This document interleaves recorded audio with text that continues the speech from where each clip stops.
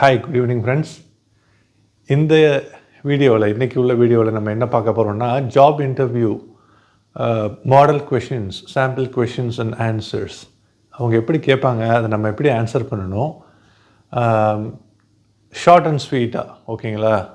ரொம்ப கம்மியாக ஆன்சர் பண்ணாமல் ரொம்ப லெங்க்தியாக ஆன்சர் பண்ணி இன்டர்வியூவர்ஸை போர் அடிக்காமல் டு த பாயிண்ட் அவங்க கேட்க வர்றதை கவர் பண்ணிவிட்டு நம்ம ஜாப் இன்டர்வியூஸை அட்டன் பண்ணி ஆன்சர் கொடுக்குறது ரொம்ப முக்கியமாக இருக்குது. ரொம்ப குயிக்காக நீங்கள் முடிச்சிட்டிங்கன்னா அவங்களுக்கு தேவையான உங்களை அசஸ் பண்ணுறதுக்கு ஆஸ் அ கேண்டிடேட் இந்த வேகன்சிக்கு தேவையான ஸ்கில்ஸ் உங்கள்கிட்ட இருக்கான்னு தெரிஞ்சுக்கிறதுக்கு உண்டான இன்புட்டை நீங்கள் சொல்கிற ஆன்சர்லேருந்து அவங்களால வாங்க முடியாது. நீங்கள் ரொம்ப கம்மியான அளவு ஆன்சர் கொடுத்தீங்கன்னா, ரொம்ப லெங்க்தியாக நீங்கள் ஆன்சர் பண்ண ஆரம்பிச்சிட்டிங்கன்னா என்னென்னா, அவங்களுக்கு என்ன தேவையோ நீங்கள் நிறையா பேசுகிறதுலேருந்து அவங்க கண்டுபிடிக்க முடியாது. அல்லது நீங்கள் நிறையா பேசக்கூடிய ஆள்னு சொல்லிட்டு ஒரு குயிக் இம்ப்ரெஷன் அவங்களுக்கு வர்றதுக்கு வாய்ப்பும் இருக்குது. இந்த ஜாபுக்கு தேவை கோ கெட்டர். இந்த வேலையை கண்டிப்பாக நல்லபடியாக முடிக்கக்கூடிய ஒரு ஆள் தேவை. அப்போ அதுக்கு வளன்னு பேசிக்கிட்டு இருந்தால் கண்டிப்பாக இவன் இந்த ஜாபுக்கு தகுதியானவன் கிடையாது அப்படின்னு சொல்லிட்டு முடிவுக்கு விடக்கூடிய வாய்ப்புகள் அதிகமாக இருக்குது, ரிஸ்க் இருக்குது. அதனால் ரொம்ப லெங்க்தியாக இல்லாமல் அதே சமயத்தில் குயிக்காகவும் முடிச்சிடக்கூடாது.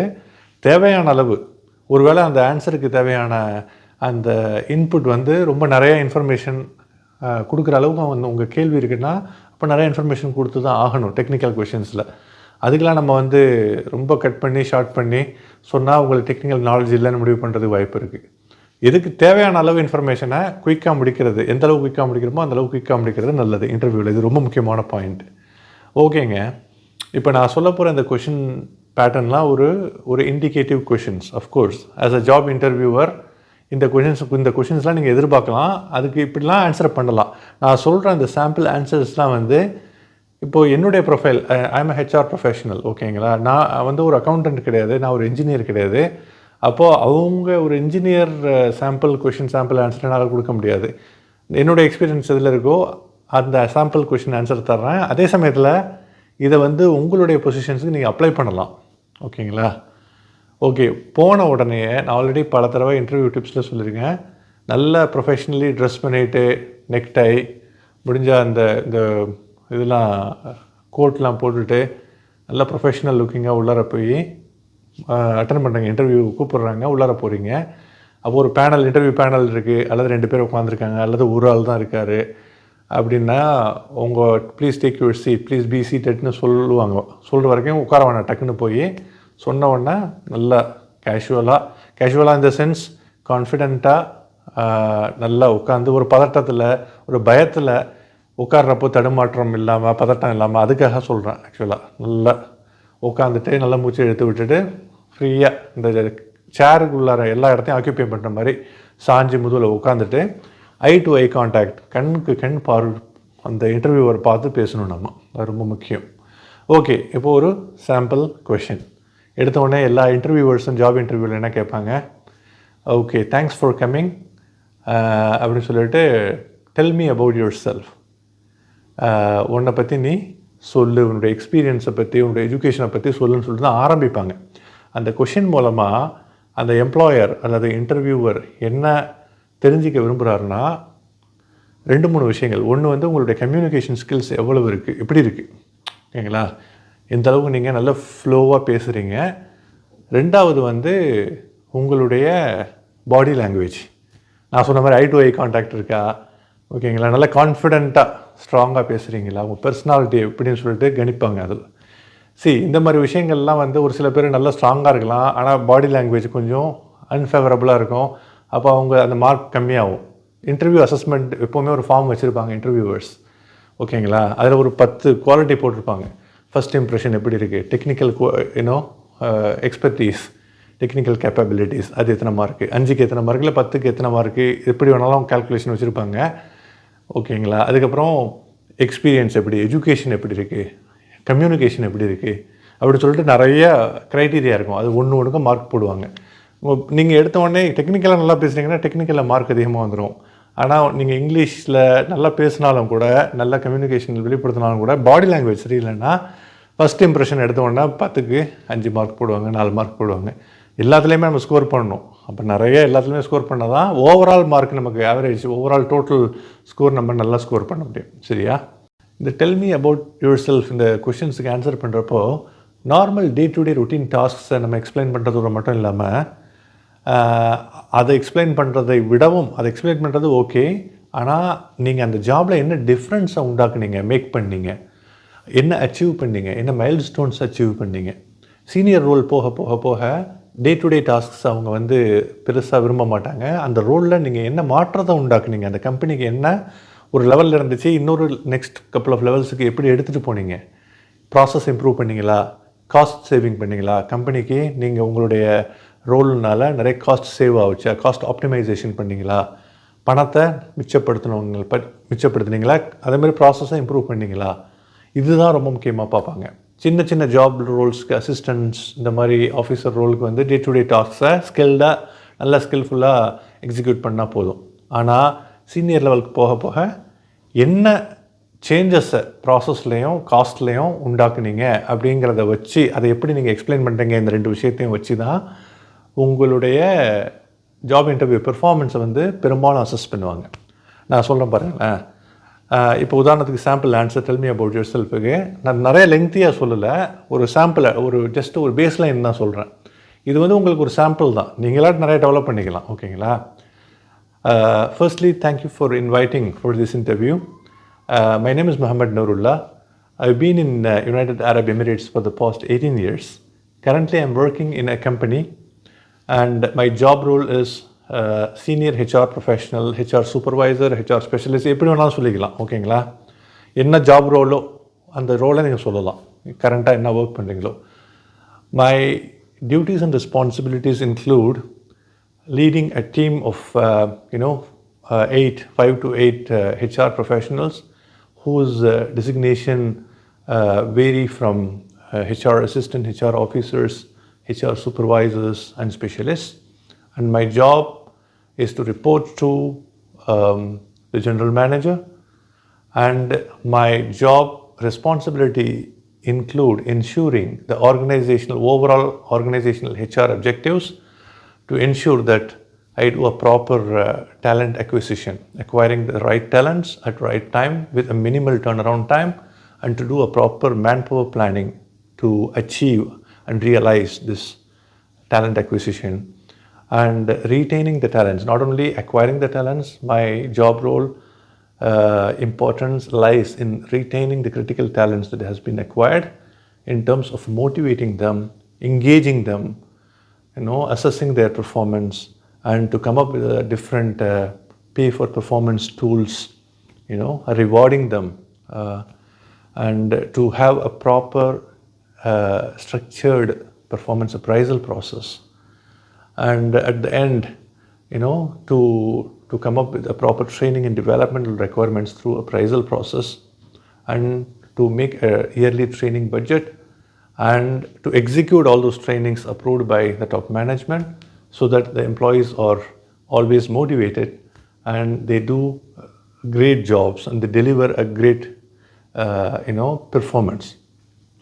This is my current job roles and responsibilities. In my current company, I'm happy and proud that I did a cost saving of about 1 to 2 million dirhams due to the fact that I revisited the whole process of recruitment and minimized the turnaround time from let's say 40 to 45 working days to let's say 30 to 35 working days. There was a lag that happened in the past because of the process inefficiency, which I found out and tried to minimize the turnaround time to the best possible, and that has saved a lot of cost in turn, and in turn it improved the process efficiency. ஒரு உதாரணம், நான் டே to டே ஜாப்ஸை மட்டும் சொல்லாமல் இந்த மாதிரி என்ன achieve பண்ணுறேன் அப்படிங்கிறத சொல்கிறேன். அப்புறம் இன்னொரு கொஷின் கேட்பாங்க, Y you are looking for a job. ஓகேங்களா? ஏன் இப்போ உள்ள கம்பெனியை விட்டு வெளியில் வர விரும்புகிறீங்க அப்படின்னு சொல்லிட்டு என்ன ரீசனோ ஒரு சில சந்தர்ப்பங்களில் ஆக்சுவல் ரீசனை நம்ம சொல்ல முடியாத சூழல் இருக்கலாம். உதாரணத்துக்கு நீங்கள் வந்து பெரும்பாலான ஆர்கனைசேஷன்ஸில் 2 விஷயத்துக்காக எம்ப்ளாயீஸ் வெளியில் வர்றாங்க. ஒன்று வந்து மானிட்டரி, அஃப்கோர்ஸ் மோர் மணி நமக்கு கிடைக்கும்னா நல்ல ஆப்பர்ச்சுனிட்டியில் இன்னும் நல்ல ஆப்பர்ச்சுனிட்டி கிராப் பண்ணிக்கலாம்னு சொல்லிட்டு. பட் ஒரு கம்பெனிலேருந்து அது ஒரு 4 வருஷம் தாராளமாக இருக்கலாம், அங்கே எந்த பிரச்சனையும் இல்லைன்னா. ஓகேங்களா? 3 to 4 இயர்ஸ் வந்து தாராளமாக வந்து வர வேண்டிய அவசியமே இல்லை. அன்லெஸ் நம்ம யாருக்கு ரிப்போர்ட் பண்ணுறோமோ, பெரும்பாலான ஒரு நல்ல சேயிங் இருக்குது வந்து ஹெச்ஆரில், கம்பெனிஸில், employers are not leaving the companies, they are leaving their bosses, they are leaving their reporting managers. Reporting managers and bosses வந்து எந்த அளவுக்கு எம்ப்ளாயிஸ் டீல் பண்ணுறாங்களோ அந்த அளவுக்கு தான் அவங்க மோட்டிவேட் ஆகுறாங்க, அல்லது டிமோட்டிவேட் ஆகுறாங்க, இல்லை ஃப்ரஸ்ட்ரேட் ஆகுறாங்க. அவங்க வந்து மைக்ரோ மேனேஜ் பண்ணி ரொம்ப ஃப்ரஸ்ட்ரேட் பண்ணி தேவையில்லாத விஷயங்களை ப்ரெஷரை கொடுத்துக்கிட்டே இருந்தால் கண்டிப்பாக வந்து எம்ப்ளாயீஸ் வந்து லீவ் ஆவாங்க. ஆக்சுவலாக யாரையுமே நம்ம பிடிச்சி வச்சுக்க முடியாதுங்க. இது ஓப்பன் மார்க்கெட். நிறைய எக்ஸ்பீரியன்ஸ் கெயின் பண்ண வேறு நல்ல ஆப்பர்ச்சுனிட்டி கிடைக்க இந்த பாஸ்ட் எப்படியா நான் கஷ்டப்படணும்னு சொல்லிட்டு கண்டிப்பாக வெளியில் தான் போவாங்க. ஆனால் இந்த கொஷின்ஸ் இந்த ஜாப் இன்டர்வியூவில் கேட்குறப்போ why you are leaving the job, I have the bad பாஸ்ன்னு சொல்லக்கூடாது. சொன்னால் உங்களுக்கு ஜாப் கிடைப்பதற்கான சாத்தியக்கூறுகள் ரொம்ப கம்மியாகிடும். ஓகேங்களா? கோர்ஸ் பேட் பாஸ்ன்னு சொல்லிட்டு நிறையா இதெல்லாம் இருக்குது. இங்கேயும் பேட் பாஸ். இப்போது பாஸை நீங்கள் அடாப்ட் பண்ண மாட்டேங்கிறீங்க. அப்போ இங்கேயும் அந்த மாதிரி பேட் பாஸ் வர மாட்டாங்கங்கிறதுக்கு என்ன உத்தரவாதம்? அப்போ இங்கே இருந்தால் நீங்களும் போயிடுவாங்களா அப்படின்னு சொல்லிட்டு பல கொஷின்ஸ் வரும். உங்களை செலக்ட் பண்ணாமலே போயிடுவாங்க. So you have to be diplomatic in answering that question, you know, in a way. ஓகேங்களா? இன் அ வே என்ன சொல்லலாம், I'm just looking for a new challenge because you know the experience and the skills that I'm currently being exposed to came to a saturation point, due to which I'm looking for a new challenge where I can learn more. I can, go for new skills. I can acquire and learn new skills. That's how I'm looking for a new challenge. ஏற்கனவே நான் வேலை செஞ்சுட்டு இருக்கிற இடத்துல வந்து முடிஞ்ச அளவுக்கு கற்றுக்கிட்டேன். அதுக்கு மேலே அங்கே ஸ்கோப் இல்லை கற்றுக்கிறதுக்கு. அங்கே ஸ்டக் ஆகிடுச்சு, சேச்சுரேஷன் முடிஞ்சு போயிடுச்சு. இங்கே வந்து புதுசாக, அதனால தான் புது அசைன்மெண்ட்டு, புது டேலண்ட், புது ஸ்கில்ஸை கற்றுக்கிறதுக்காக தான் நான் வேலை தேடுறேன் அப்படின்னு சொல்லிட்டு சிம்பிளாக முடிச்சிக்கலாம். சரிங்களா? அப்புறம் வந்து சேலரிஸ். இப்போ கரண்ட் சேலரி என்னன்னு சொல்லிட்டு கேட்பாங்க. கரண்ட் சேலரிஸ் என்னன்னு கேட்டால், கரண்ட் சேலரி நம்ம சொல்ல வேண்டிய அவசியமே கிடையாதுங்க. Employees are not suppose to ask your existing salaries. It is confidential information between you and your current employer. ஓகேங்களா? ஆனால் எப்போவுமே புது ஜாபுக்கு வேகன்சிஸுக்கு நம்ம ஒரு பட்ஜெட் இருக்கும். அதுக்கு அந்த ரோலுக்கு என்ன சேலரியோ அதை தான் அவங்க நிர்ணயிக்கணும். உங்கள் ஸ்கில்ஸ், நீங்கள் எக்ஸ்பீரியன்ஸ் எப்படி பர்ஃபார்ம் பண்ணுங்க இன்டர்வியூவில், அதை வச்சு அவங்க சேலரி நிர்ணயிக்கணும். அன்ஃபார்ச்சுனேட்லி மார்க்கெட்டில் கரண்ட் சேலரியை ரிலேட் பண்ணுறதை தவிர்க்க முடியாமல் போயிடுச்சு. உங்களுக்கு வேணும்னா சொல்லலாம், இல்லாட்டி நீங்கள் சொல்ல வேண்டிய, அதாவது டிப்ளமேட்டிக்காக நீங்கள் கரண்ட் சேலரியை அவாய்ட் பண்ணிவிட்டு நீங்கள் எக்ஸ்பெக்டட் சேலரியை எவ்வளோ எதிர்பார்க்குறீங்கன்னு சொல்லிவிட்டு நீங்கள் அதை சொல்லிடலாம். ஆக்சுவலாக எவ்வளோ நாள் நோட்டீஸ் பீரியட்னு கேட்பாங்க, அதுவும் நீங்கள் சொல்லிடலாம். இன்னொன்று 2 முக்கியமான பிஹேவியரல் டைப் கொஷின்ஸ் இருக்குது. அது என்னென்னா, why should I higher you? நான் ஏன் உன்னை ஹையர் பண்ணணும்? நீ என்ன டிஃப்ரென்ஸ் உண்டாக்க முடியும்? இப்போ மார்க்கெட்டில் 1008 பேர், லட்சக்கணக்கான பேர் இருக்காங்க. ஒன்றை மட்டும் இந்த பொசிஷன் நான் ஹையர் பண்ணுறதுக்கான அத்தியாவசியம் என்ன அப்படின்னு சொல்கிற மாதிரி கேட்பாங்க. அது என்னென்னா, நம்ம ப்ரொஃபைலை நம்ம செல் பண்ணணும். செல் பண்ணணுன்னா என்னங்க, நம்ம ஒரு மார்க்கெட்டிங் ஸ்ட்ராட்டஜிஸ்ட்டாக ஆகிடணும். தட் மீன்ஸ் நம்ம தான் இந்த பொசிஷனுக்கு சரியான ஆளுங்கிற ஒரு இம்ப்ரெஷனை உண்டாக்குற மாதிரியான பதிலை கொடுக்கணும், கன்வின்சிங்காக கொடுக்கணும். Why should I, for example, இந்த பொசிஷன் ஹெச்ஆர் ஸ்பெஷலிஸ்ட். ஓகேங்களா? நான் இப்போ இந்த கொஷின் என்கிட்ட கேட்குறாங்க, why should I higher you? அப்போ நான் என்ன ஆன்சர் ஆக்சுவலாக, I am very much confident that my experience and the skills that I've got, that I have acquired during this 20 years of time, 18 to 20 years of time, is very relevant to what you look for this requirement. And by the way, the achievements and milestones that I completed with my current employment and the previous employments is more relevant to what exactly your current job role necessitates. Basically, you look for a HR specialist senior role where you wanted the position, the job holder, job incumbent to look after 1, 2, 3, these kind of things, to make the process efficient, to do the cost saving, to lead the team, to motivate the team, to implement XYZ. This is exactly what I did. Okay, and in addition to which, I'm more confident that I fit for this role, not only because of the fact that I did all these things, I have the skills, but absolutely due to the fact that the job description, it coincidentally exactly matches what I did. Sometimes you might have come across, the CVs that is closest to match for the job role. But when I see your job description, it is exactly what I was doing in my previous employments and especially with my current employment, so that if you hire me, I'm 100% confident and sure that you will realize the return on investment that you put for my hiring in a very short period of time. I don't have to be trained. I'm very experienced. I will hit the ground running from the first second I'm in. And I make sure that the company, the organization will not regret my hiring at all. இந்த மாதிரி கான்ஃபிடென்ட்டாக நம்ம ப்ரொஃபைலை செல் பண்ணணும். Why should I higher you? ஓகேங்களா? இது ஒரு sample answer தான். Around இந்த இதில் நீங்கள் வந்து உங்களை வந்து கான்ஃபிடென்ட்டாக உங்கள் ரோல் இதுக்கு ரொம்ப சூட்டபிள், அது நீங்கள் வந்து இந்த எக்ஸ்பீரியன்ஸ் எல்லாமே சேம் எக்ஸாக்டாக நான் செஞ்ச அதே எக்ஸ்பீரியன்ஸ் இந்த ஜாப் டியூட்டிஸ் தான் ஆக்சுவலாக. மோரோவர் நான் அச்சீவ் பண்ண மைல் ஸ்டோன்ஸும் நீங்கள் ஜாப் டிஸ்கிரிப்ஷனில் உங்களுக்கு இப்போ தேவைப்படுற ஜாப் டிஸ்கிரிப்ஷனும் எக்ஸாக்டாக மேட்ச் ஆகுது. அதனால் கண்டிப்பாக நான் கரெக்டான ஃபிட்டு. என்னை ட்ரெயின் பண்ண வேண்டிய அவசியமே இல்லை.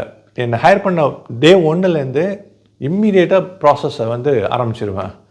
அது வந்து எல்லாருக்குமே வந்து சர்டன் பீரியட் டைம் எடுக்கும் ஆக்சுவலாக. அது இந்த கவலை உங்களுக்கு வேணாம். என்னை ஹையர் பண்ணுறதுக்கு உண்டான காஸ்ட்டை உங்கள் கம்பெனி சீக்கிரமாகவே, ரொம்ப சீக்கிரமாகவே அதை வந்து ரெஸ்டோர் பண்ணுறதுக்கு, ரியலைஸ் பண்ணுறதுக்கு நான் கேரண்டி அப்படின்னு சொல்லிட்டு கான்ஃபிடென்ட்டாக சொல்லலாம். இன்னும் முக்கியமான 2 கொஷின்ஸுங்க. அதோட இந்த வீடியோவை வந்து நான் வைண்ட் அப் பண்ணுறேன், ரேப்பப் பண்ணுறேன். What is your strength, what is யுவர் வீக்னஸ்னு கேட்பாங்க. வாட் இஸ் யுவர் ஸ்ட்ரென்த் அப்படின்னா நீங்கள் எது வேணாலுமே சொல்லலாம். உங்கள்கிட்ட நீங்கள் ஸ்ட்ராங் பாயிண்ட்டாக நீங்கள் எதை ஃபீல் பண்ணுறீங்களோ. I am a detail oriented person. Sample answer சொல்கிறேன். I am a detail oriented person and I am very consistent in terms of following up to ensure that things are being completed on time with quality output, with quality deliverables. என்ன சொல்ல வரோம் ஆக்சுவலாக, குறித்த காலத்தில் குறித்த வேலையை குவாலிட்டியான அவுட்கமோட முடிக்கிறது வந்து எனக்கு ரொம்ப முக்கியம். ஓகேங்களா? அதனால் டீட்டெயில் ஓரியன்டான நான் ஒரு ஆள். அந்த கேரக்டர் என்கிட்ட ரத்தத்துலேயே ஊறுனது. I am a detail oriented person. And by the way, any job would require this quality. And because I'm very much detail oriented and I'm very much go-to person. I'm a person who interact and liaise with all stakeholders involved in that specific activity to ensure that the work is being done in a qualitative and a timely manner. அப்படின்னு நீங்கள் answer பண்ணலாம். இது ஒரு sample தான். இதை மாதிரி வேறு எந்த ட்ரைட்டில் நீங்கள் ரொம்ப கான்ஃபிடென்ட்டாக இருக்கீங்களோ அதையும் உங்கள் ஸ்ட்ரென்த்தாக சொல்லலாம். ஓகேங்களா? இது ஒன்று. இன்னொன்று வீக்னஸ் என்னன்னு கேட்பாங்க. வீக்னஸ் என்னென்னா, எதுக்காக உங்களை இன்டர்வியூ பண்ணியிருக்காங்களோ அந்த ஸ்கில்லே தெரியலன்னா அஃப்கோர்ஸ் நீங்கள் இந்த இன்டர்வியூக்கே லாய்க்கலான்னு சொல்லிட்டு உங்களை அனுப்பிடுவாங்க. வீக்னஸையும் டிப்ளமேட்டிக்காக சொல்லணும். அந்த வீக்னஸே வந்து ஸ்ட்ரென்த்தாக உள்ளதை வீக்னஸை காமிச்சு, இது வீக்னஸே இல்லையே ஸ்ட்ரென்த்துன்னு நினைக்கிற மாதிரி ஒரு ஆன்சர் சொல்லணும். உதாரணத்துக்கு வந்து, what do you think your area of improvement? எதில் நீங்கள் வீக்காக இருக்கீங்க, எதில் நீங்கள் இம்ப்ரூவ் ஆகணும்னு நினைக்கிறீங்க? அப்போ என்ன சொல்லலாம்? ஒர்க் லைஃப் பேலன்ஸை பற்றி நீங்கள் சொல்லிடலாம். அது ஐ am a workaholic person actually. Unfortunately when there is a high workload, when I need to work under pressure, I am always pleased to do that. I am very adaptable to work under pressure, and unfortunately I don't know to differentiate the work-life balance, to do the correct work-life balance actually. Most of the times I work after the office hours. I used to sometimes involve my team after the office hours, due to which they get demotivated, they get unhappy. I have to draw a line on my work ethics, not work ethic. I need to draw a line on my work-life balance requirements, so that it is not only yielding, it is not only yielding a beneficial aspect to my own self, but also to my team as well, when I draw a line for my work-life balance. ஓகேங்களா? இது ஒன்று. இதில் இன்னொன்று சொல்லலாம். நான் நிறைய follow பண்ணுவேன். I'm follower up of first rank. I'm confident in that. I'm very proud that I make sure to expedite things with first rank actually. I follow up to make sure that the things will get achieved. Sometimes people will consider me as a menace, will consider me as a big disturbance and nuisance. Sometimes when I see me coming, actually they will run away because I make them in such a way that I follow up at regular intervals to achieve that deliverables on time. But I have to be a little bit more diplomatic on making my following up efforts in a little bit more polished way. it at regular intervals, not in a very frequent way, but at regular intervals with a little bit time gap involved அப்படின்னு சொல்லலாம். அப்போ 2 விஷயம். ஒன்று வந்து work life பேலன்ஸே தெரியாமல் இருக்கானுங்கிறத விட கம்பெனிக்காக நல்லா வேலை செய்கிறான் அப்படின்னு சொல்லிட்டு ஒரு இம்ப்ரெஷன் வருது. 2வது ஆன்சர் நான் சொன்ன சாம்பிள் ஆன்சரில் நான் நல்லா ஃபாலோ பண்ணுவேன், நிறையா விஷயத்தை ஃபாலோ பண்ணி ரொம்ப ஸ்குவீஸ் பண்ணுவேன் எல்லாரையும், அப்போ தான் வந்து வேலையை முடிக்க முடியும். அப்போது ஓகே எல்லாரையும் ரொம்ப ஸ்குவீஸ் பண்ணுவான் அப்படின்னு அதை வீக்னஸை நீங்கள் சொல்கிறப்பவே அவங்களுக்கு ஓகே ஃபாலோ பண்ணி இந்த வேலையை முடிக்கிறான் பாரு அப்படின்னு சொல்லிட்டு நல்ல இம்ப்ரெஷன் வரும். வீக்னஸையுமே ஸ்ட்ரென்த்தாக காட்டுறது இது. சரிங்களா?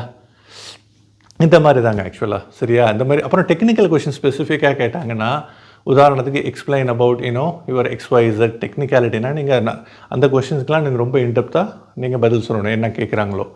ஹை லெவலில் கேட்குறது ஃபஸ்ட்டு எடுத்த உடனே உங்களை டிட்டர்மின் பண்ணுறது, உங்கள் குவாலிட்டியை, உங்களை பற்றி நல்ல இம்ப்ரெஷன் உண்டாகிறது டெல் மீ அபவுட் யுவர் செல்ஃபில் நீங்கள் எப்படி நல்ல கம்யூனிகேஷன், உங்கள் பாடி லாங்குவேஜ். ஒன்ஸ் நீங்கள் அந்த கம்யூனிகேஷன் ஃப்ளோவும் பாடி லாங்குவேஜும் ஸ்டார்ட் பண்ணி எஸ்டாப்ளிஷ் பண்ணிட்டீங்கன்னா அது வந்து ஃபார்ச்சுனேட்லி பை காட்ஸ் கிரேஸ் அது கண்டினியூஸாக அந்த ஃப்ளோ அப்படியே கண்டினியூ ஆகும். அதனால் ஸ்டார்டிங் அப்போ ரொம்ப கான்ஃபிடென்ட்டாக நல்லா ப்ராக்டிஸ் பண்ணணும். ஆல்ரெடி நான் பல தடவை சொல்லியிருக்கேன், நிறைய கண்ணாடி முன்னால் நின்று ப்ராக்டிஸ் பண்ணி கான்ஃபிடென்ட்டாக நீங்கள் உட்காந்து அட்டன் பண்ணுறப்போ அந்த ஃப்ளோவை குட் ஸ்டார்ட் கொடுத்துட்டிங்கன்னா அந்த குட் ஸ்டார்ட் கடைசி வரைக்கும் ரெப்ளிகேட் ஆகுங்க. சரியா? இதுதான் ஒரு எனக்கு தெரிந்த வரைக்கும் உள்ள சாம்பிள் கொஷின்ஸ் அண்ட் ஆன்சர்ஸ் வந்து ஹை லெவலில் கொடுத்துருங்க. உங்களுக்கு ஏதாச்சும் கொஷின்ஸ் இருந்ததுன்னா நீங்கள் தாராளமாக கமெண்ட்டில் கேளுங்க. ஜாப் இன்டர்வியூ சம்மந்தமாக என்ன கொஷின்ஸு, என்ன குவரிஸ், டவுட்ஸு என்னால் முடிஞ்ச அளவுக்கு கண்டிப்பாக நான் ஆன்சர் பண்ணுறேன்.